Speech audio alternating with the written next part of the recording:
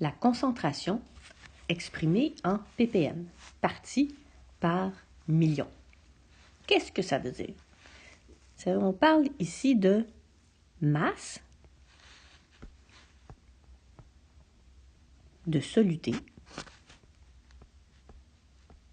On l'exprime plus souvent qu'autrement en grammes, divisé par 1 million de grammes de solution.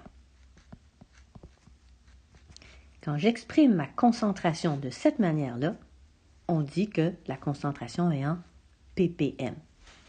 Par exemple, si j'ai 4 grammes de plomb dans 1 million de grammes de solution aqueuse, j'écrirai juste aqueuse ici, on dira qu'on a 4 ppm de plomb.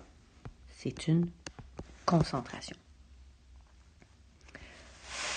Si on fait un problème avec ça, je vais monter un peu ma page.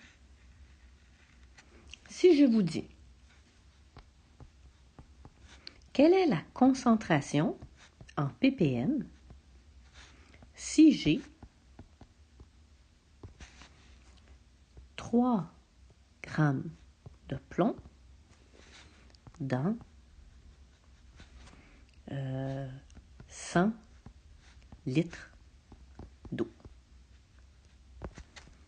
Alors, comment on va l'écrire? On va écrire nos données. J'ai 3 grammes de mon soluté dans 100 litres d'eau.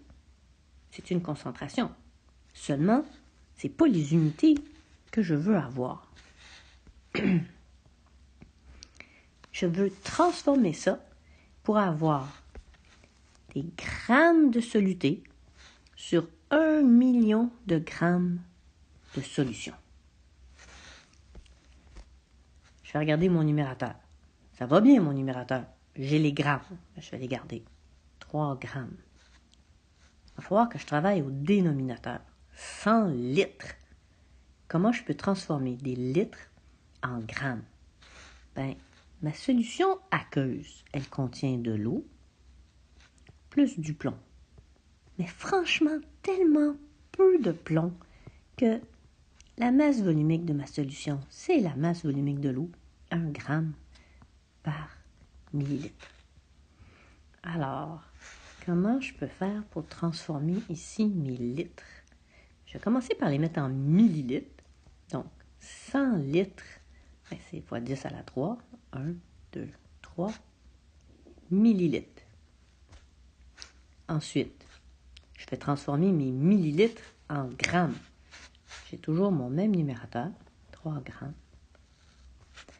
Et puis, j'ai 100 000 millilitres, ce qui est la même chose que 100 000 grammes. Et là, je m'approche drôlement de ce que je veux. J'ai au moins les mêmes unités au numérateur et au dénominateur. Il me reste quoi maintenant? J'ai 100 000, mais je vais avoir 1 million. Donc, 3 grammes sur 100 000, c'est la même chose que combien de grammes sur 1 million de grammes? Je vais monter un peu ma feuille. Alors, c'est tout ce qui me reste à résoudre. Alors, si j'ai 3 grammes dans 100 000 grammes, j'en ai combien dans un zéro de plus? 30. Alors, ça, c'est la même chose que 30 grammes dans 1 million de grammes. C'est une petite règle de 3, vous êtes capable de faire ça. Et donc, je peux écrire 30 ppm. C'est l'exemple facile. L'autre exemple qu'on peut faire, c'est on a une conversion d'unité. Par exemple, je vous dis que, je ne sais pas moi, dans la mer, il y a une concentration en arsenic.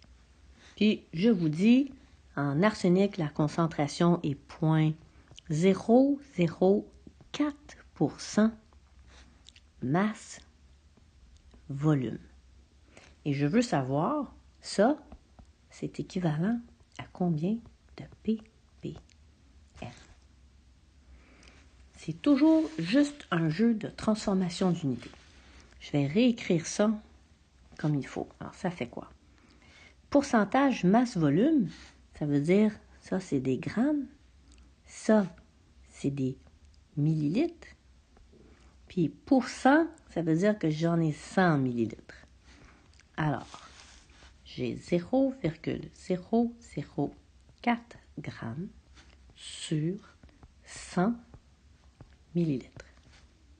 Si je veux transformer ça en ppm, qu'est-ce qu'il faut que j'ai? Mais ça veut dire, ça là, les ppm, il faut que je cherche combien de grammes sur 1 million de grammes. Toujours le même problème.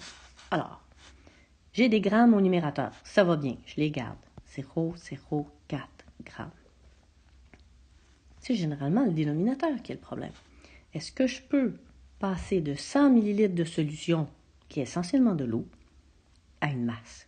Encore une fois, oui, la masse de l'eau, 1 gramme par millilitre. Donc, 100 grammes.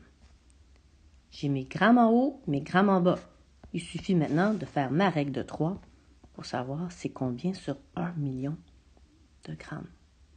Alors, je vais faire mon produit croisé, gna gna gna, et ça fait